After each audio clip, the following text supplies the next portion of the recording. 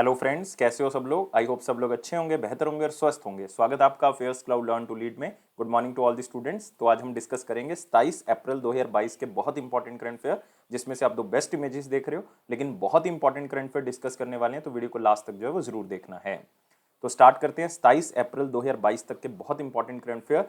तो उससे पहले आपने वीडियो को लाइक करना है, शेयर करें मैक्सिमम टू मैक्सिमम, और चैनल को साथ ही साथ सब्सक्राइब कर दें। और टेलीग्राम ग्रुप को आप डिस्क्रिप्शन बॉक्स से ज्वाइन कर ले, ताकि हर तरह की इंपॉर्टेंट नोटिफिकेशन आपको मिलती रहे। तो पहला क्वेश्चन है, who has one the world sportsman of the year 2022 under the 23rd Laureus world sports award 2022। तो देखो, क्वेश्चन थोड़ा सा लंबा आपको लग रहा होगा, लेकिन इसको सिंप्लीफाई कर देते हैं कि एक अवार्ड दिया गया है, 23rd टाइम्स ये अवार्ड दिया गया, जिसका नाम है लॉरियस वर्ल्ड स्पोर्ट्स अवार्ड 2022। इसके अंदर world sportsman of the year का खिताब किसको मिला है 2022 के लिए। और मैं आपको एक हिंट देता हूं कि वो फार्मूला 1 चैंपियन रह चुके हैं। 2021 में सबसे ज्यादा पॉइंट थे, लुइस हैमिल्टन सेकंड पे थे और मैक्स वर्स्टैपन पहले पे थे। तो आंसर यहां से क्लियर है कि क्या होगा, मैक्स वर्स्टैपन होगा। बी जो है वो इसका आंसर होगा। तो ये 23rd एनुअल लॉरेल्स जो वर्ल्ड स्पोर्ट्स अवार्ड है दोस्तों, इसकी एक खास बात है कि इसका इवेंट पूरा का पूरा कहाँ पे हुआ था, स्पेन के अंदर हुआ था। और इसके अंदर बहुत सी कैटेगरीज होती हैं, लेकिन सारी कैटेगरीज आपने याद नहीं करनी, मैं आपको धीरे धीरे करके जो इंपॉर्टेंट कैटेगरीज है वो बताऊंगा। तो ये है लॉरियस स्पोर्ट्स अवार्ड 2022। इसमें स्पोर्ट्समैन ऑफ द ईयर का खिताब जो है वो मैक्स वर्स्टैपन को मिला है। कौन सी कंट्री से बिलोंग करते हैं, बेल्जियन डच प्लेयर हैं, याद रखना है। और फॉर्मूला 1 रेसिंग के एक चैंपियन प्लेयर हैं। 2021 में सबसे ज्यादा पॉइंट जो है वो इनके पास थे। तो ये तो हो गया स्पोर्ट्स मैन की बात कर रहे थे। अब आते हैं स्पोर्ट्स वुमेन के ऊपर। World sports women of the year का खिताब किसको मिला है इन्हीं अवार्ड्स के अंदर। तो ये दोस्तों प्लेयर हैं जमाइका से, याद रखना है कौन सी कंट्री से बिलोंग करते हैं, जमाइका से। और ये बहुत ही फेमस स्प्रिंटर हैं, और इनका नाम है एलेन थॉमसन हेरा। तो आंसर क्या होगा, डी होगा। और आप कह सकते हो कि बहुत ही इंपॉर्टेंट प्लेयर को ये खिताब मिल चुका है। तो आप देख सकते हो यहाँ पे एलेन थॉमसन हेरा को sports women of the year का खिताब, और मैक्स वर्स्टैपन को sports man of the year का खिताब। दोनों ही आपको एग्जाम में पूछे जा सकते हैं। और ये सेरेमनी कहाँ पे हुई है दोस्तों, ये सेरेमनी हुई है स्पेन के अंदर। तो इसमें दो तीन नाम आपने और याद रखने हैं, जैसे कि आप इसमें याद रखोगे एम्मा राडुकानो का नाम, बहुत ही फेमस प्लेयर हैं, ब्रिटिश टेनिस प्लेयर हैं वुमेन कैटेगरी के अंदर। और इन्होंने जो है वो ग्रैंड स्लैम जो है वो क्वालिफाई किया था। बहुत बड़ी बात है कि एक ग्रैंड स्लैम जो है वो इन्होंने क्वालिफाई कर लिया था। और इन्होंने Laureus world breakthrough of the year 2022 खिताब जीता है। तो स्पोर्ट्स वुमेन का खिताब जो है वो किसने जीता है, हम ऑलरेडी कर चुके हैं, जमाइका की स्प्रिंटर हैं एलेन थॉमसन। लेकिन breakthrough of the year का खिताब किसको मिला है, एमा राडुकानो को। और एक प्लेयर आप यहां पे देख सकते हो जिनका नाम है मार्शल हग, याद रखना है, ये पैरा ओलंपियन है, व्हील चेयर रेसर हैं। इनको सिल्वर बुलेट के नाम से भी जाना जाता है। इनको मिला है sports person of the year with disability award, ये मिला है दोस्तों, बहुत इंपॉर्टेंट है। इन्होंने 4 इवेंट्स के अंदर दोस्तों गोल्ड मेडल जीते थे। टोक्यो 2020 की जो पैरालंपिक गेम्स हुई थी, एक 1500 मीटर के अंदर, एक 800 मीटर के अंदर, एक 5000 मीटर के अंदर और एक मैराथन के अंदर। तो आप कह सकते हो 4 गोल्ड मेडल जो हैं वो इन्होंने जीते थे। तो बहुत इंपॉर्टेंट प्लेयर है मार्शल हग। इनको जो है दिया गया sports person of the year with disability award. फिर आती हैं एक प्लेयर स्काई ब्राउन, जो कि ब्रिटिश जापानीज स्केट बॉर्डर हैं। आप कह सकते हो कि बहुत ही अच्छा जो है वो स्केट जो है वो संभालती हैं। और साथ ही साथ इनको मिला है लॉरिस का world comeback of the year award. तो बहुत इंपॉर्टेंट है। तो इसमें हम अलग अलग श्रेणियां तो कवर कर ही रहे हैं, लेकिन साथ में हम प्लेयर्स के बारे में भी डिस्कस कर रहे हैं, जिससे आपको ये न्यूज़ याद रहेगी। और इन्होंने जीता था दोस्तों ब्रॉन्ज मेडल। कौन सा मेडल जीता था रिसेंटली, ब्रॉन्ज मेडल जो है वो इन्होंने जीता था स्केट बोर्डिंग के अंदर, टोक्यो ओलंपिक्स के अंदर। और साथ में ये ब्रिटेन की यंगेस्ट थी जिन्होंने ओलंपिक मेडल जीता था, क्योंकि ये केवल 13 साल की थी जब इन्होंने ओलंपिक्स मेडल जीता था, टोक्यो ओलंपिक मेडल जीता था। 13 साल की हैं ये। तो आप देख सकते हो यहाँ पे अलग अलग कैटेगरी, अभी हम कुछ तो कवर कर चुके हैं, जैसे sports women of the year, sports man of the year हम साथ में कवर कर चुके हैं, breakthrough of the year, और साथ ही साथ हम कर चुके हैं sports person of the year with disability, और साथ ही साथ world comeback of the year का खिताब भी जो है वो हम डिस्कस कर चुके हैं। लेकिन इसमें दोस्तों कुछ कैटेगरीज और हैं, जैसे लॉरेस का life time achievement award Tom Brady को मिला, जो कि अमेरिकन फुटबॉल प्लेयर है। पढ़ना है आपने, इंपॉर्टेंट है life time achievement category. Sports man हम डिस्कस कर चुके हैं, स्पोर्ट्स वुमेन कर चुके हैं, ऑलरेडी हो चुका है। लेकिन ये भी आपने याद रखना है, Laureus world team of the year ये इटली की मेंस फुटबॉल टीम को मिला है। ये बहुत इंपॉर्टेंट है, ये पूछा जा सकता है आपसे। Breakthrough of the year हम कर चुके हैं, कमबैक ऑफ द ईयर हम कर चुके हैं। लेकिन साथ में आपने याद रखना है एक्सेप्शनल अचीवमेंट अवार्ड ये रॉबर्ट लॉन्डसी को मिला है।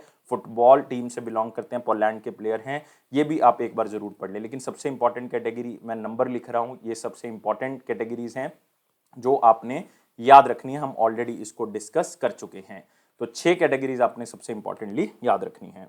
और लॉरियस वर्ल्ड स्पोर्ट्स जो अवार्ड है ये दोस्तों हर साल एक एनुअल इवेंट किया जाता है, जिसमें ग्रेटेस्ट आप कह सकते हो या आप कह सकते हो इंस्पिरेशनल प्लेयर्स को सम्मान दिया जाता है, ताकि उन्होंने स्पोर्ट्स के लिए बहुत ही अच्छा काम किया है और सोसाइटी को, अपनी स्पोर्ट्स सोसाइटी को ऊपर उठाने के लिए बहुत बड़ा काम किया है। और ये अवार्ड दोस्तों 2000 से दिए जा रहे हैं, मतलब सबसे पहली बार ये 2000 में दिया गया था, इसलिए ये 23rd Laureus world sports award हैं। तो जितनी भी कैटेगरीज डिस्कस कर चुके हैं ये सारी की सारी आपने याद रखनी है। अगले क्वेश्चन के ऊपर आते हैं। अगला क्वेश्चन है, पाली विलेज पंचायत इंडिया की ऐसी पहली कार्बन न्यूट्रल पंचायत बन चुकी है। और पाली विलेज जो है वो कौन से एरिया में स्थित है, मतलब कौन सी स्टेट या यूनियन टेरिटरी में स्थित है। तो आप कह सकते हो तो ये गांव उस यूटी या स्टेट का ऐसा पहला गांव बन जाएगा जो कि इंडिया का पहला कार्बन न्यूट्रल पंचायत होगा। मतलब वहां पे जो एनर्जी होगी वो किससे जनरेट की जाएगी, सोलर से या किसी और रिन्यूएबल एनर्जी से जनरेट की जाएगी। और ये दोस्तों स्थित है जम्मू एंड कश्मीर में। तो आंसर क्या होगा, सी होगा। और इसके पीछे कारण है कि prime minister Narendra Modi ji recently Jammu Kashmir गए थे, क्योंकि नेशनल पंचायती राज दिवस था और वो 24 अप्रैल को मनाया गया था। हमने कल की वीडियो में डिस्कस किया है इसको। और यहाँ पे आप देख सकते हो लेफ्टिनेंट गवर्नर भी खड़े हुए हैं यहाँ पे, मनोज सिन्हा जी, तो वो भी प्रधानमंत्री जी के साथ इसका उद्घाटन करते हैं। और उद्घाटन किस चीज का किया गया है, एक 500 किलोवाट सोलर पावर प्लांट जो पाली विलेज में उद्घाटन किया गया, जिसके कारण जो है वो पूरे गांव को आप कह सकते हो कि सोलर एनर्जी मिलेगी, सोलर पावर मिलेगी। तो ये पहला कार्बन न्यूट्रल पंचायत जो है वो बन चुका है। तो इसमें 1500 सोलर पैनल्स लगाए गए हैं और एरिया टोटल कवर करेगा ये ऑलमोस्ट 6400 स्क्वायर मीटर, जो कि क्लीन इलेक्ट्रिसिटी जनरेट करेगा और 340 घरों को डेली बेसिस पे एनर्जी प्रोवाइड करेगा। और ये एक प्रोग्राम है ग्राम ऊर्जा स्वराज प्रोग्राम, उसके तहत जो है वो इसको जारी किया गया है। और इस प्रोजेक्ट के ऊपर टोटल 2.75 करोड़ रुपीस जो है वो सरकार की तरफ से खर्च किए गए हैं। अब ये 2 से 3 हफ्ते में आप कह सकते हो ये वर्किंग में आ जाएगा, मतलब ये स्टार्ट हो जाएगा। तो याद रखना है, पाली जो है वो ऐसा पहला गांव बन चुका है पूरे इंडिया का जो कार्बन न्यूट्रल पंचायत के नाम से जाना जाएगा। और साथ ही साथ प्राइम मिनिस्टर नरेंद्र मोदी ने एक 850 मेगावाट का रेटल हाइड्रो इलेक्ट्रिक प्रोजेक्ट का उद्घाटन भी किया और साथ में 540 मेगावाट का कवार हाइड्रो इलेक्ट्रिक, कौन सा, कवार हाइड्रो इलेक्ट्रिक प्रोजेक्ट का भी उद्घाटन किया, जो कि चेनाब नदी के ऊपर बनाया जा रहा है किश्तवाड़ डिस्ट्रिक्ट के अंदर। दोनों प्रोजेक्ट जो है वो पावर रिक्वायरमेंट पूरी करेंगे। दोबारा से बोल रहा हूं, Ratle hydro power electric project और एक कवार हाइड्रो इलेक्ट्रिक प्रोजेक्ट, जिससे एनर्जी एफिशिएंसी जो है वो यूनियन टेरिटरी की इंप्रूव होगी। लेकिन साथ ही साथ एक टनल का उद्घाटन उन्होंने किया। 8.45 किलोमीटर की ये टनल है, बनिहाल से लेके काजीगंज रोड को कनेक्ट करेगी आपस में। और 3100 करोड़ 3100 करोड़ रुपीस लगा के इसको खर्च किया गया, इसको बनाया गया है। तो आप कह सकते हो ये 16 किलोमीटर का डिस्टेंस जो है वो बनिहाल से लेके काजीगंज तक कम कर देगी। तो इसकी जर्नी जो है वो कम टाइम पीरियड में आप कंप्लीट कर सकते हो। और साथ में एक दिल्ली अमृतसर कटड़ा एक्सप्रेसवे का फाउंडेशन स्टोन रखा है, इसके ऊपर 7500 करोड़ रुपीस खर्च किए जाएंगे, जिससे ये डिस्टेंस जो है वो और कम हो जाएगा दिल्ली से लेके कटड़ा तक, जो पंजाब से थ्रू होते हुए आता है। तो ये सारी चीजें आपने याद रखनी है जितनी बताई हैं। लेकिन सबसे इंपॉर्टेंट है ये गांव का नाम कौन सा, पाली विलेज। और ये जम्मू कश्मीर में है। जम्मू कश्मीर के लेफ्टिनेंट गवर्नर कौन है, मनोज सिन्हा जी। अगले क्वेश्चन के ऊपर आते हैं। अगला क्वेश्चन है वेरी इंपॉर्टेंट क्वेश्चन सेक्शन में, लेकिन वीडियो को लाइक करना है, शेयर करें मैक्सिमम टू मैक्सिमम और चैनल को अभी के अभी सब्सक्राइब कर लें। और टेलीग्राम ग्रुप को आप डिस्क्रिप्शन बॉक्स से ज्वाइन कर सकते हैं ताकि हर तरह की इंपॉर्टेंट नोटिफिकेशन आप तक पहुंच सके। क्वेश्चन कौन सा है, who acquired Twitter for approximately $44 billion. देखो यार, इस क्वेश्चन का आंसर हर बच्चा देगा क्योंकि ये बहुत ही फेमस न्यूज बन चुकी है और वर्ल्ड के रिचेस्ट पर्सन है दोस्तों। अगर हम 26 अप्रैल तक का डाटा देखें, अगर हम ब्लूमबर्ग इंडेक्स को देखें, और ये पर्सन हमारे पास one and only Elon Musk. तो आंसर क्या होगा, डी होगा। उन्होंने बहुत ही famous social networking service site Twitter को अक्वायर कर लिया है $44 बिलियन में। उन्होंने सारे शेयर्स खरीद लिए हैं और शेयर का प्राइस था $54.20। तो ये अब मालिक बन चुके हैं ट्विटर के। आप देख सकते हो एलन मस्क ने ट्विटर को $44 बिलियन में खरीद लिया है। और सारी की सारी कैश डील हुई है और ये पूरी की पूरी साल में कंप्लीट हो जाएगी। इसमें कुछ लोन था कंपनी का तो वो भी पे किया जाएगा और साथ ही साथ जो है वो इक्विटी फंड है वो भी साथ में पे कर दिया जाएगा। इसका मतलब आप कह सकते हो कि अब ये कंपनी एक प्राइवेटली फर्म की तरह जो है वो एक्ट करेगी। लेकिन दोस्तों इसमें सबसे इंपॉर्टेंट हो जाता है कि ट्विटर की शुरुआत कौन से ईयर में हुई थी? 2006 में हुई थी। ये आपको पूछा जा सकता है, इंपॉर्टेंट है। किन 4 लोगों ने इसको बनाया था? एक तो जैक डॉर्सी जो सबसे इंपॉर्टेंट पर्सन है, याद रखना है आपने इनका नाम। एक है नोआ ग्लास, एक है हमारे पास बेस्टोन और चौथे हैं हमारे पास इवान विलियम्स। तो चारों के चारों नाम इंपॉर्टेंट है। JNBE किसी भी तरह से इसको याद रखें, इंपॉर्टेंट है, क्वेश्चन आपको पूछा जा सकता है। और करंट ट्विटर के जो CEO हैं वो हैं पराग अग्रवाल। तो देखना होगा ये कंटिन्यू करेंगे या जो एलन मस्क या किसी और को लगाएंगे। तो अपने नाम याद रखना है, पराग अग्रवाल, रिसेंटली इनको लगाया गया था। अगले क्वेश्चन के ऊपर आते हैं। अगला क्वेश्चन है इंडिया की मिलिट्री स्पेंडिंग जो है वो कितने नंबर पे आती है पूरे वर्ल्ड में? अगर आप सिप्री की रिपोर्ट देखोगे तो सिप्री जब मैं बात करता हूं तो मैं बात करता हूं एक बहुत ही इंपॉर्टेंट ऑर्गेनाइजेशन जिसका नाम है स्टॉकहोम। तो याद रखना है, Stockholm International Peace Research Institute की तरफ से एक रिपोर्ट जारी की गई है जिसमें बताया गया कि कौन सी कंट्री अपने डिफेंस सेक्टर के ऊपर या मिलिट्री के ऊपर कितना पैसा खर्च कर रही है, जिसमें पहला स्थान USA का है, दूसरा चाइना का है और दोस्तों तीसरा स्थान जो है वो इंडिया का है। तो आंसर क्या होगा इसका? बी होगा। तो आप यहाँ पे देख सकते हैं USA पहले नंबर पे है, दूसरे पे चाइना है और तीसरे पे दोस्तों इंडिया है। और इंडिया कितना पैसा खर्च कर रहा है अपनी मिलिट्री के ऊपर? $76.6 बिलियन और थर्ड हाईएस्ट है पूरे वर्ल्ड के अंदर। ये याद रखना है। सिप्री की रिपोर्ट का नाम है trends in the world military expenditure report. पूरे वर्ल्ड में ये अपना डाटा जो है वो पेश करते हैं मिलिट्री एक्सपेंडिचर का। इनके पास 1949 से लेकर 2021 का पूरा मिलिट्री स्पेंडिंग डाटा जो है वो प्रोवाइडेड है। उसके अकॉर्डिंग ये कंट्री को रैंक करते हैं। टॉप 5 में पहले पे US है दोस्तों, दूसरे पे चाइना है, तीसरे पे इंडिया है, चौथे पे यूनाइटेड किंगडम है और पांचवें पे रशिया है। और अगर इन पांचों कंट्रीज को इकट्ठा कर दें तो पूरे वर्ल्ड में सबसे ज्यादा मिलिट्री एक्सपेंडिचर 62% ये 5 कंट्रीज के द्वारा ही किया जाता है। और इंडिया का मिलिट्री एक्सपेंडिचर अगर आप कंपैरेटिव करोगे 2012 से तो उसके मुकाबले आप कह सकते हो कि 33% इंक्रीज हो चुका है। 2012 इसलिए कह रहा हूं क्योंकि पूरे वर्ल्ड में मिलिट्री एक्सपेंडिचर पिछले 7 सालों से लगातार इंक्रीज हो रहा है। तो अगर मैं 2012 से कंपेयर करता हूं तो 33% जो है वो इंक्रीज हो गया इंडिया का एक्सपेंडिचर। 2012 तक हम 0.9% थे लेकिन अब 33% हम स्पेंड करते हैं। मतलब इतना इंक्रीज जो है वो हमारे पास हो गया है। अगर आप 2020 और 2021 को भी कंपेयर करोगे तब भी आपको इंक्रीज जो है वो इंडिया के इसमें दिखेगा। और 7वीं बार लगातार जो है वो स्पेंडिंग इंक्रीज हुई है पूरे वर्ल्ड लेवल पे। आप कह सकते हो कि सबसे ज्यादा बजट जो है वो मिलिट्री के ऊपर यूनाइटेड स्टेट्स ऑफ अमेरिका खर्च करता है, $801 बिलियन खर्च करते हैं। चाइना बहुत आप कह सकते हो कि उससे ऑलमोस्ट आप कह सकते हो कि 1/3 खर्च करता है, $283 बिलियन। इंडिया उससे 1/3 खर्च करता है तो आप कह सकते हो $76.6 बिलियन।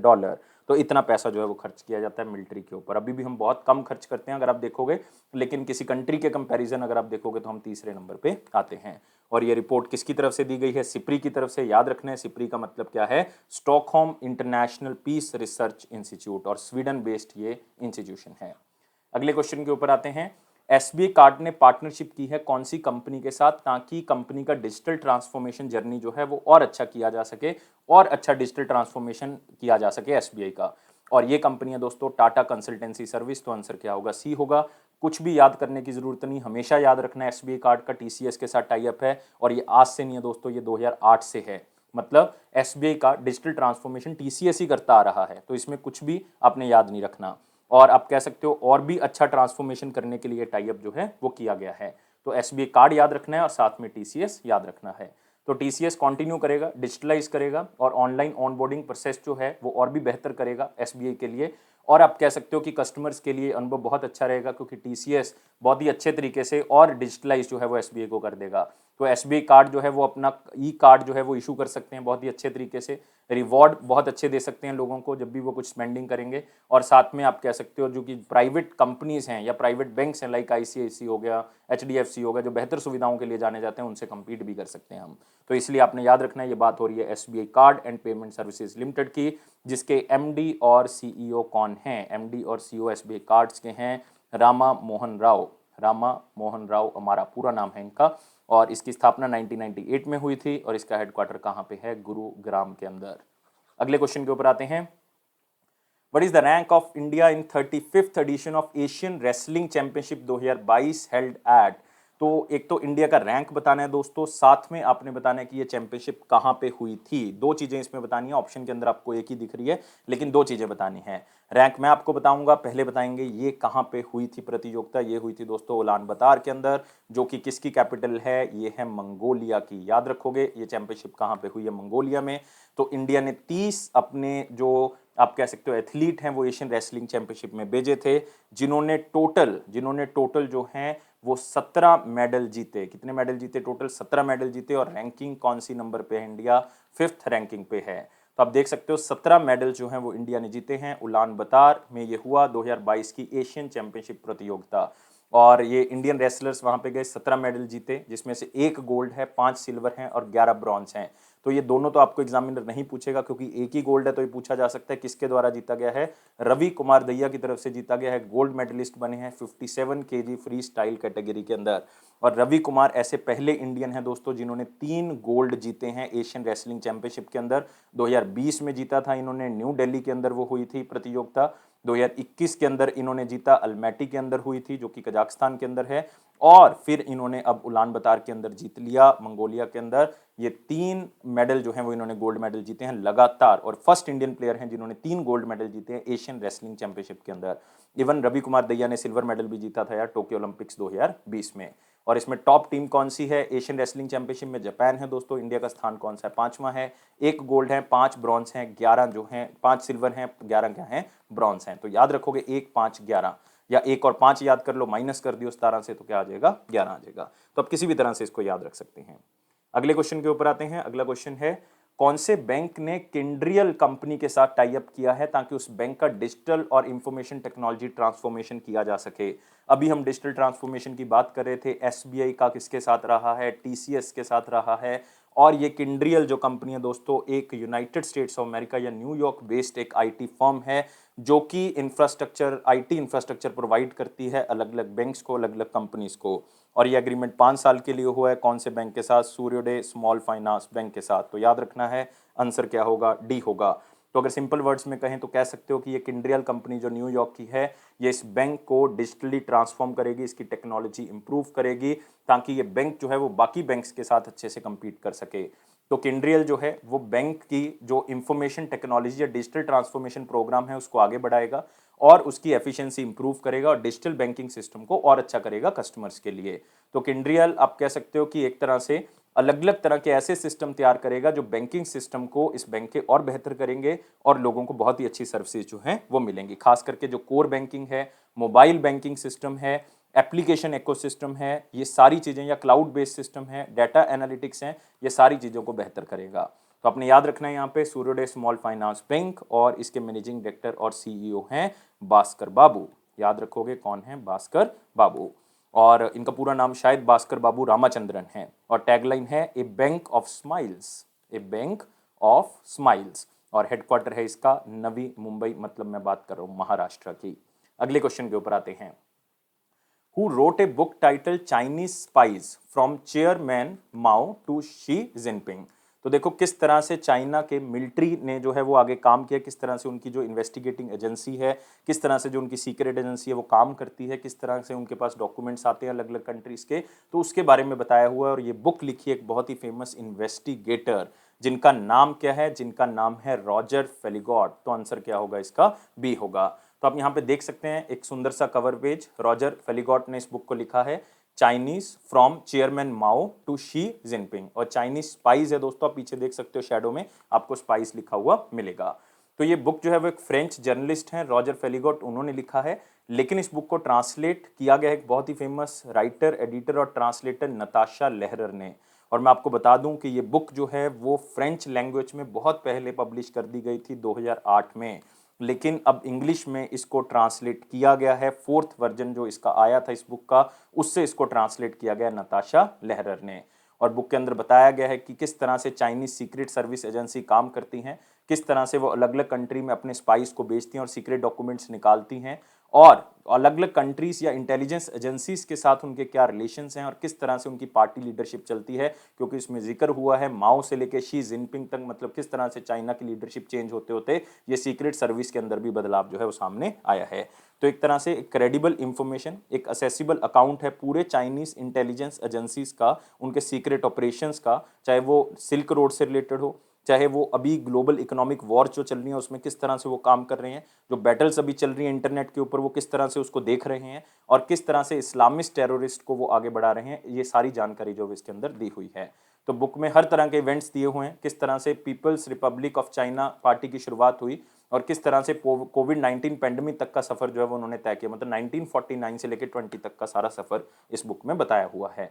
तो सबसे इंपॉर्टेंट है याद रखना है कि इस बुक को लिखा किसने है, रॉजर फेलिगोट, जो कि फ्रेंच इन्वेस्टिगेटर हैं, आप कह सकते हो बहुत ही फेमस जर्नलिस्ट तो हैं ही हैं क्योंकि इन्वेस्टिगेटर हैं, और साथ ही साथ आपने याद रखना है कि ये बुक ओरिजिनली किसने लिखी थी, रॉजर फेलिगोट, और ट्रांसलेट किसने किया, नताशा लेहरर ने। अगले क्वेश्चन के ऊपर आते हैं। रिसेंटली जेडी रिम्बाई, उनका देहांत हो गया है, वो कौन सी स्टेट के चीफ मिनिस्टर रह चुके हैं? तो एक नाम आपके सामने है और ये चीफ मिनिस्टर रह चुके हैं मेघालय के, और जेडी रिम्बाई का पूरा नाम है जेम्स ड्रिंगवेल।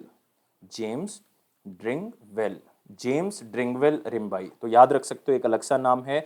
इनका जन्म मेघालय में ही हुआ था, लेकिन इनके सडन देहांत से पूरा शोक जो है वो मेघालय सरकार ने जाहिर किया और 3 दिन का शोक व्यक्त जो है वो यहाँ पे अनाउंस कर दिया गया। तो 1993 में ये मेघालय असेंबली में इलेक्ट हुए थे एज ए स्पीकर, लेकिन इससे पहले अगर मैं कहूँ तो 1983 में ये पहली बार जो है वो इलेक्शन लड़े थे। एक कॉन्स्टिट्यूंसी है वहाँ की जिरांग कॉन्स्टिट्यूंसी, वहाँ से इलेक्शन लड़े इंडियन नेशनल कांग्रेस की टिकट पे, और सबसे पहली बार डिप्टी स्पीकर के पद पे चुने गए। फिर दोबारा से जब चुने गए 1993 में तो इनको स्पीकर बना दिया गया था। फिर आप कह सकते हो अलग अलग मिनिस्ट्रीज इनके पास रही हैं 1998 तक, और फिर 1993 में भी, 1997 में भी, इवन 8 में भी, 2003 में भी, ये 3 लगातार इलेक्शन जीतने के बाद जो है मेघालय के एमएलए के तौर पे जानने लगे और बहुत ही ज़्यादा फेमस हो गए थे क्योंकि 3 बार लगातार इस कॉन्स्टिट्यूंसी से जीते थे लगातार। और 2006 में ये मतलब चीफ मिनिस्टर के पद पे आए और 2007 तक इन्होंने सर्व किया। ऑलमोस्ट आप कह सकते हो 10 महीने तक इन्होंने एज ए चीफ मिनिस्टर जो है वो मेघालय का पद जो है वो संभाला है। तो मेघालय के जो स्टूडेंट है वो जरूर इनकी कॉन्स्टिट्यूंसी याद रखोगे, फेमस कॉन्स्टिट्यूंसी इनकी रही है जिरांग कॉन्स्टिट्यूंसी मेघालय के अंदर। अगले क्वेश्चन के ऊपर आते हैं। कौन सा पेमेंट बैंक है जिन्होंने टाई अप किया है इंडसइंड बैंक के साथ ताकि कस्टमर्स को फिक्स डिपॉजिट फैसिलिटी प्रोवाइड की जा सके? तो फिक्स डिपॉजिट फैसिलिटी जो पेमेंट बैंक जो है वो किसी और बैंक के साथ मिलकर प्रोवाइड करते हैं। जनरली ये फैसिलिटी प्रोवाइड की गई इंडसइंड बैंक के साथ मिलकर, और ये बैंक है पहला पेमेंट बैंक इंडिया का, और वो कौन सा है? Airtel payment bank. तो याद रखना है इन्होंने इंडसइंड बैंक के साथ टाई अप किया ताकि फिक्स डिपॉजिट फैसिलिटी प्रोवाइड की जा सके। बहुत इंपॉर्टेंट, और इंटरेस्ट भी अच्छा खासा देंगे। तो जो कस्टमर्स हैं एयरटेल पेमेंट बैंक के, वो क्या करेंगे, अपना एफडी अकाउंट जो है वो खोल सकते हैं एयरटेल थैंक्स मोबाइल एप्लीकेशन की मदद से, और 500 रुपए से लेके 1,90,000 रुपए तक की एफडी जो है वो करवाई जा सकती है, और इसमें बहुत अच्छा खासा इंटरेस्ट जो है वो दिया जा रहा है। इसमें आप कह सकते हो कि 6.5% इंटरेस्ट दिया जाएगा। अगर कोई सीनियर सिटीजन है तो उनको 7% इंटरेस्ट जो है वो यहाँ पे मिलेगा। तो एफडी का बहुत ज़्यादा फायदा है क्योंकि फिक्स्ड रेट आपको मिलेगा और श्योर्ड आपको अमाउंट जो है वो एक्स्ट्रा मिलेगी ही मिलेगी। तो इस पार्टनरशिप के थ्रू इंडसइंड बैंक जो है वो अपना एप्लीकेशन प्रोसेस जो है वो पूरा का पूरा प्रोसेस जो है वो एयरटेल पेमेंट्स बैंक के साथ शेयर करेगा, ताकि जो एयरटेल पेमेंट बैंक के कस्टमर है वो इंडसइंड बैंक की एप्लीकेशन प्रोसेस की मदद से जो है वो क्या कर सके, एफडी को खोल सके। और साथ ही साथ आप कह सकते हो बेहतर सोल्यूशंस प्रोवाइड करेगा ताकि लोग जो हैं वो अलग अलग तरह की इन्वेस्टमेंट भी कर सकें। ये इंडसइंड बैंक लोगों को बताएगा। तो फिक्स डिपॉजिट जो है वो बहुत ज़रूरी है, जिसके कारण आपको सेविंग भी कर सकते हो और अपने पैसे को बढ़ा भी सकते हो, क्योंकि उसके ऊपर आपको क्या मिलता है, फिक्स्ड इंटरेस्ट जो है वो मिलता है। लेकिन यहाँ पे 2 बैंक्स आपके सामने आ गए हैं। एक तो इंडसइंड बैंक आ चुका है दोस्तों, याद रखना है इंडसइंड बैंक की स्थापना 1994 में की गई थी। इसका हेडक्वार्टर कहाँ पे है? मुंबई के अंदर। और इसकी टैगलाइन है we make you feel richer, we make you feel richer. और साथ ही साथ याद रखना है इसके एमडी और सीईओ कौन है? Sumant Kathpalia ji, Sumant Kathpalia. Airtel payment bank India का पहला पेमेंट बैंक है। 2017 में इसकी शुरुआत की गई थी भारतीय एयरटेल की तरफ से, और इसकी एमडी और सीईओ हैं अनुब्रता विश्वास, अनुब्रता विश्वास। और इसका हेडक्वार्टर कहाँ पे है? न्यू दिल्ली। अगले क्वेश्चन के ऊपर आते हैं। किसको सोल्वेनिया का प्राइम मिनिस्टर बना दिया है? सिंपल वर्ड्स में कहेंगे, सोल्वेनिया के पार्लियामेंट्री इलेक्शंस उस बंदे ने जीत लिए हैं। सिर्फ नाम याद रखना है, स्लाइड से क्वेश्चन को याद रखना है और आंसर यहाँ पे क्या होगा, आंसर होगा रॉबर्ट गोलोब। तो आंसर क्या होगा, सी होगा। कौन सी पार्टी से बिलोंग करते हैं, लिबरल फ्रीडम मूवमेंट पार्टी से बिलोंग करते हैं और उन्होंने 3 बार के प्राइम मिनिस्टरों को हरा दिया है जिनका नाम था जेम्स जानसा, इनको हरा दिया है दोस्तों। ये सोल्वीनियन डेमोक्रेटिक पार्टी से बिलोंग करते हैं। टोटल 90 सीट्स हैं उनकी पार्लियामेंट की, जिसमें से 40 सीट जो हैं वो सिर्फ लिबरल फ्रीडम डेमोक्रेटिक या मूवमेंट पार्टी ने जीत लिए हैं। तो आप कहोगे सर मेजोरिटी तो आई नहीं, लेकिन इन्होंने अलायंस कर ली। 7 सीट्स जो हैं वो किससे ले ली, वो इन्होंने एक और पार्टी से ले ली जिसका नाम था सोशल डेमोक्रेटिक पार्टी। तो इन्होंने अलायंस करके जो है वो सरकार को बना लिया है और रॉबर्ट गोलोब का चेहरा आप यहाँ पे देख सकते हैं। सिंपल क्वेश्चन है, याद रखेंगे स्लाइड से ही। Next, ministry of civil aviation जो है वो उन्होंने कौन सी स्टेट के साथ साइन अप किया है, एक मेमोरेंडम ऑफ अंडरस्टैंडिंग साइन किया है ताकि नागचला एयरपोर्ट जो है वो डेवलप किया जा सके। तो अगर आपको ये पता है नागचला कहाँ पे तो आंसर दे सकते हो। नागचला जो है वो दोस्तों मंडी डिस्ट्रिक्ट के अंदर स्थित है। मंडी डिस्ट्रिक्ट है हिमाचल प्रदेश में। तो आंसर यहाँ पे क्या होगा, ए होगा। तो मिनिस्ट्री ऑफ सिविल एविएशन का गवर्नमेंट ऑफ हिमाचल प्रदेश के साथ एक एग्रीमेंट हुआ है कि ग्रीन फील्ड एयरपोर्ट जो है वो बनाना है। कहाँ पे बनाना है, नागचला के अंदर बनाना है, जो कि मंडी डिस्ट्रिक्ट हिमाचल प्रदेश में है। तो आप देख सकते हो ये मिनिस्ट्री ऑफ सिविल एविएशन का टाई अप। ज्योतिरादित्य सिंधिया देख सकते हो यूनियन मिनिस्टर, जयराम ठाकुर जी देख सकते हैं जो कि चीफ मिनिस्टर हैं हिमाचल प्रदेश के। और यहाँ पे ग्रीनफील्ड एयरपोर्ट बनाया जाएगा नागचला के अंदर। जॉइंट वेंचर कंपनी जो है वो इसको बनाएगी। आप कह सकते हो ये एक तरह से एयरपोर्ट अथॉरिटी ऑफ इंडिया और गवर्नमेंट ऑफ हिमाचल प्रदेश के थ्रू टाई अप किया गया है। और एयरपोर्ट जो है डेवलप किया जाएगा उसके लिए 30,150 मीटर का रनवे बनाया जाएगा और 515 एकड़ लैंड के ऊपर इसको बनाया जाएगा। लेकिन आपने सबसे इंपॉर्टेंट याद रखना है कि ये किसके बीच में टाई अप हुआ है। तो ज्योतिरादित्य सिंधिया राज्यसभा के मेंबर हैं करंटली, कौन सी स्टेट से, मध्य प्रदेश से। और यहाँ पे आप जयराम ठाकुर जी को देख सकते हो, ये चीफ मिनिस्टर हैं। और गवर्नर इस स्टेट के कौन हैं, गवर्नर हैं हमारे पास राजेंद्र विश्वनाथ आर्लेकर जी। अगले क्वेश्चन के ऊपर आते हैं। गौतम अदानी जो है वो इंडिया के कौन से रिचेस्ट पर्सन बन चुके हैं, पूरे इंडिया के नहीं पूरे वर्ल्ड के दोस्तों, पूरे वर्ल्ड के कौन से रिचेस्ट पर्सन बन चुके हैं। अगर हम फोर्ब्स की रियल टाइम बिलियनियर्स लिस्ट देखें जो रोज अपडेट होती है, तो आज के अकॉर्डिंग जब तक आप वीडियो को देख रहे हो तो उसके अकॉर्डिंग गौतम अदानी जो है वो 5वें पूरे वर्ल्ड के रिचेस्ट पर्सन बन चुके हैं। इन्होंने पछाड़ दिया है किसको, बहुत ही फेमस पर्सन वॉरेन बफे को इन्होंने पछाड़ दिया है दोस्तों। बहुत ही इंपॉर्टेंट पर्सनैलिटी 5वें नंबर पे थी, लेकिन अब ये 6ठे नंबर पे आ चुके हैं ये पर्सनैलिटी, और गौतम अदानी 5th नंबर पे आ चुके हैं। तो लगातार संपत्ति में वृद्धि होती जा रही है। तो देख सकते हो गौतम अदानी जिनकी कुल संपत्ति $122.3 बिलियन है और वॉरेन बफेट की जो है संपत्ति वो $121.7 बिलियन है। तो आप कह सकते हो $0.5 बिलियन का यहाँ पे, 0.5 नहीं $0.6 बिलियन का यहाँ पे आप कह सकते हो वृद्धि जो है वो किसकी ज़्यादा है, गौतम अदानी की। और गौतम अदानी की 7 ऐसी लिस्टेड कंपनीज है जिसमें वृद्धि देखी गई है। अदानी पोर्ट्स आप कह सकते हो, अदानी पावर है, अदानी टोटल गैस है, अदानी ग्रीन एनर्जी है, अदानी ट्रांसमिशन, अदानी विल्मर। तो ये सारी कंपनीज में वृद्धि जो है वो देखी गई है। नेक्स्ट आता है इंपॉर्टेंट क्वेश्चन सेक्शन के ऊपर, लेकिन वीडियो को लाइक करें, शेयर करें मैक्सिमम टू मैक्सिमम, चैनल को अभी के अभी सब्सक्राइब कर लें और टेलीग्राम ग्रुप को ज्वाइन कर लें ताकि हर तरह की इंपॉर्टेंट नोटिफिकेशन आपको मिलती रहे। क्वेश्चन पिक्चर से करेंगे और क्वेश्चन है world intellectual property right day जो है वो 26 अप्रैल को मनाया गया 2022 में। इसका मेन मकसद यही है कि लोगों को अवेयर किया जा सके, लोगों को इंटेलेक्चुअल प्रॉपर्टी राइट्स के बारे में बताया जा सके और इनोवेशन और क्रिएटिविटी के लिए प्रोत्साहित किया जा सके और खास करके इंटेलेक्चुअल प्रॉपर्टी के बारे में लोगों को जानकारी मिल सके और इसमें लोगों को पता लग सके कि यार पेटेंट्स किस तरह से फाइल होते हैं, पेटेंट्स का क्या मकसद है, कॉपीराइट किस तरह से ले सकते हो, ताकि जो आपकी यूनिक इनोवेशन है जो आपसे संबंधित रखती है, आप नहीं चाहते कि कोई उसको कॉपी करे, तो आप उसके कॉपीराइट ले सकते हो, उसके पेटेंट्स ले सकते हो, ट्रेडमार्क्स ले सकते हो। तो ये आपकी डेली लाइफ में बहुत ज़्यादा हेल्प कर सकते हैं। और पहली बार ये दिन जो है वो 2001 में मनाया गया था और आपने याद रखना है इसका थीम क्या है, intellectual property and youth innovating for a better future, ये इसका थीम है। इसी के साथ आते हैं वन लाइनर इंपॉर्टेंट पॉइंट में, जिसमें पहला है साहित्य अकेडमी अवार्ड 2021 के 24 राइटर्स को, प्ले राइटर्स को और नॉवलिस्ट को दिए गए। हम ऑलरेडी इस क्वेश्चन को कवर कर चुके हैं क्योंकि ये अवार्ड मार्च 2022 में जो है वो अनाउंस हो चुके थे और 24 राइटर्स को मिले हैं, ये आपने याद रखना है। और खास करके आप हमारी वेबसाइट पे जाएंगे पूरी लिस्ट आपको मिल जाएगी। तो जो आपकी स्टेट से बिलोंग करते हैं, अगर आप लैंग्वेज बेसिस पे देखना चाहते हो तो वहाँ पे आप देख सकते हैं। और आप कह सकते हो कि साहित्य अकेडमी अवार्ड जो है वो बेस्ट राइटिंग्स को मिलता है 24 इंडियन लैंग्वेजेस के अंदर, जिसमें से 20 इंडियन लैंग्वेजेस को जो है वो दिसंबर 2021 में ही अनाउंस कर दिया गया था। लेकिन बाकी जो 4 रह गई थी, 4 कौन कौन सी रह गई थी, गुजराती, मैथिली, मणिपुरी और उर्दू, इनकी अनाउंसमेंट जो फरवरी 2022 में हुई है। नेक्स्ट, गवर्नमेंट ने कुछ नॉर्म्स में चेंज किया है ईपीसीजी के अंदर। आपने याद नहीं रखना, ना ही आपके लिए कुछ खास इंपॉर्टेंट है, लेकिन सिर्फ इतना याद रख सकते हो कि कुछ एक्सपोर्ट प्रमोशन स्कीम के अंदर जो है वो इन्होंने ईज ऑफ डूइंग बिजनेस को अच्छा किया है। नो इंपॉर्टेंट बिल्कुल भी नहीं है, सिर्फ इस न्यूज़ को एक बार पढ़ना है आपने। एक मेमोरेंडम ऑफ अंडरस्टैंडिंग साइन हुआ है दोस्तों सीएसआईआर का। सीएसआईआर का मतलब है council of scientific and industrial research. और एक आई क्रिएट का, आई क्रिएट याद रखना है, ये गवर्नमेंट ऑफ गुजरात का एक इनिशिएटिव है, या आप कह सकते हो गवर्नमेंट ऑफ गुजरात का टेक्नोलॉजिकल इंक्यूबेटर है जिसका नाम है आई क्रिएट। इसका मतलब है international centre for entrepreneurship and technology, जिसमें स्टार्टअप्स को प्रोत्साहन दिया जाता है। और दोनों का टाई अप हुआ है ताकि हम टेक्नोलॉजी को बेहतर कर सकें, स्टार्टअप्स को आगे लेके जा सकें और कंट्री का टेक्नोलॉजिकल जो स्ट्रेंथ है वो मजबूत कर सकें।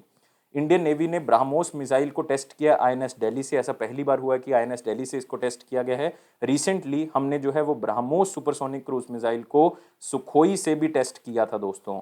तो ब्रह्मोस एरोस्पेस जो है वो इंडिया और रशिया का एक ज्वाइंट वेंचर है, आप कह सकते हो। और इसमें सुपरसोनिक क्रूज मिसाइल का विकास किया जाता है, जो कि सबमरीन से, पनडुब्बी से कह सकते हो, शिप से, एयरक्राफ्ट से या लैंड से इसको लॉन्च किया जा सकता है। वर्ल्ड पेंगुइन डे 2022 अप्रैल 25 को मनाया गया। तो वर्ल्ड पेंगुइन डे एक बहुत ही अंटार्कटिका के लिए बहुत ही आप कह सकते हो यूनिक दिन है, और पूरे अर्थ के ऊपर इसको मनाया जाता है। सदर्न हेमिस्फीयर के लिए बहुत ही अच्छी आप कह सकते हो कि ये वाइब्स लेके आता है, क्योंकि एक फ्लाइटलेस बर्ड है जो कि एक यूनिक आप कह सकते हो सदर्न हेमिस्फीयर में पाया जाता है। और इसकी जो आप कह सकते हो प्रजातियां हैं वो खत्म हो रही हैं या इनकी पॉपुलेशन कम हो रही है। तो जो थ्रेट्स इनको हो रहे हैं उसके बारे में लोगों को अवेयर करवाया जाता है। इसलिए अलग से भी हम एक पेंगुइन अवेयरनेस डे मनाते हैं। कौन से दिन? 20 जनवरी को। ये भी आप याद रख सकते हो। और इस दिन का मकसद यही है कि जो इनकी पॉपुलेशन कम होती जा रही है उसके बारे में लोगों को बताना और किस तरह से इनको बचाया जा सकता है उसके बारे में बताना। अगला दिन है international Chernobyl disaster remembrance day. 26 अप्रैल 2022 को मनाया गया। तो नाम से ही पता लग रहा है दोस्तों, ये चेरनोबिल इंसिडेंट के बारे में बताता है, जो कौन से ईयर में हुआ था? 1986 में हुआ था।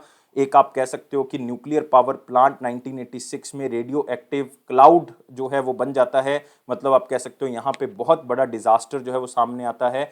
तो इस दिन बताया जाता है कि न्यूक्लियर एनर्जी के क्या क्या रिस्क हैं, किस तरह से जो है वो न्यूक्लियर एनर्जी पूरे जीवन को खत्म कर सकती है। सिर्फ एक फैमिली को नहीं, ये लाखों जीवन, कई कंट्रीज को क्या कर सकती है, खत्म कर सकती है। क्योंकि जब ये Chernobyl nuclear power plant blast हुआ था उस टाइम पीरियड पे वो सोवियत यूनियन के अंदर 3 कंट्रीज, अगर आज के अकॉर्डिंग देखोगे, बेलारूस हो गया, यूक्रेन हो गया, रशियन फेडरेशन हो गई, उसमें 8.4 मिलियन लोग जो हैं वो इस रेडिएशन से प्रभावित हुए थे। तो याद किया जाता है और कहा जाता है कि न्यूक्लियर एनर्जी का किस तरह से हमें नुकसान हो सकता है, क्या रिजल्ट हमारे सामने आ सकते हैं। इसी तरह क्वेश्चन आते हैं 26 अप्रैल 2022 का। क्वेश्चन बहुत ही सिंपल था कि ओवरड्राफ्ट फैसिलिटी अगर आप यूज़ करते हो, अगर आप अपने अकाउंट से ज़्यादा पैसे निकालते हो, जितने आपके अकाउंट में हैं उससे ज़्यादा निकाल लेते हो, क्योंकि बैंक आपको एक ओवरड्राफ्ट फैसिलिटी देता है ताकि आप जो है वो अपने बिजनेस में उस पैसे को यूज़ कर सको, तो आपको क्या देना पड़ेगा? तो बाय डिफॉल्ट वो पैसा बैंक का होता है, तो आप क्या दोगे? उसके ऊपर इंटरेस्ट पे करोगे। तो आंसर क्या होगा उसका? ए होगा। तो क्वेश्चन ऑफ द डे के ऊपर आते हैं। क्वेश्चन ऑफ द डे है एनडीटीएल का मतलब क्या है, जो कि सीआरआर एसएलआर में हम जनरली यूज करते हैं। तो बताओ एनडीटीएल का मतलब क्या है? आंसर मुझे कमेंट बॉक्स में बताओगे, मैं आपके आंसर का वेट करूंगा। लेकिन वीडियो को लाइक करना है, शेयर करें मैक्सिमम टू मैक्सिमम, चैनल को अभी कभी सब्सक्राइब कर लें, टेलीग्राम ग्रुप को आप डिस्क्रिप्शन बॉक्स से ज्वाइन कर लें, और साथ ही साथ दोस्तों आपने बेल बटन को प्रेस कर देना ताकि हर तरह की इंपॉर्टेंट नोटिफिकेशन आपको मिल सके। लेकिन यह फेयर्स क्लाउड का प्रॉमिस है कि आपके कॉन्फिडेंस को जरूर बूस्ट करेगा। इसी तरह से हमें सपोर्ट करते रहें, लेकिन लाइफ को बहुत ज़्यादा सीरियस नहीं लोगे, हमेशा खुश रहोगे स्माइली की तरह, और हमें इसी तरह से सपोर्ट करते रहोगे। Thank you guys, take care, bye bye.